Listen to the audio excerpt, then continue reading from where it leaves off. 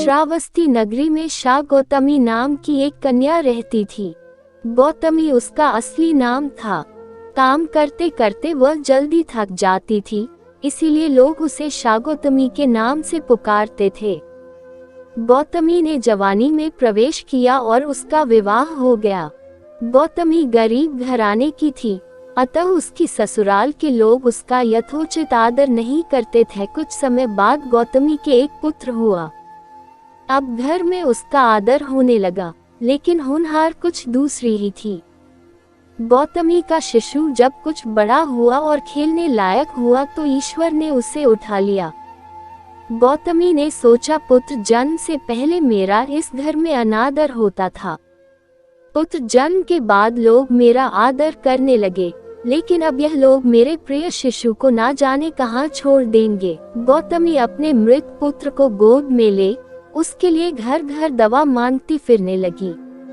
लोग ताली बजाकर हंसी ठट्ठा करते हुए कहते, पगली कहीं मरे हुए की भी दवा होती है। किसी भले आदमी को गौतमी पर बहुत दया आई। उसने सोचा, इसमें इस बेचारी का दोष नहीं, यह पुत्र शोक से पागल हो गई है। इसकी दवा बुद्ध भगवान को छोड़कर और किसी के पास नहीं। उसने कहा, देवी तुम बुद्ध भगवान के पास जाकर उनसे पूछो।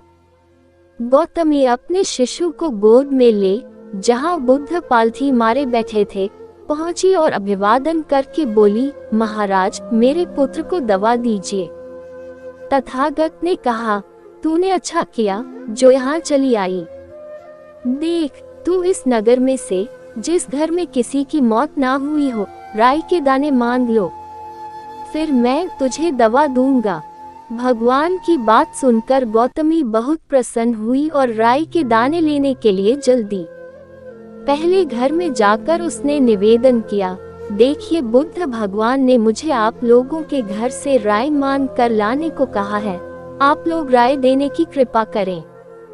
गौतमी के यह शब्द सुनकर एक आदमी जात से घर में से राई के दाने ले आया और गौतमी को देने लगा। गौतमी ने पूछा, पहले यह बताए कि इस घर में किसी की मौत तो नहीं हुई।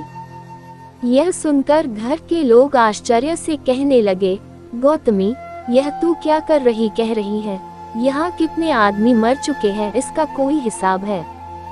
गौतमी बोली, तो मैं आपके घर से राय न लूंगी।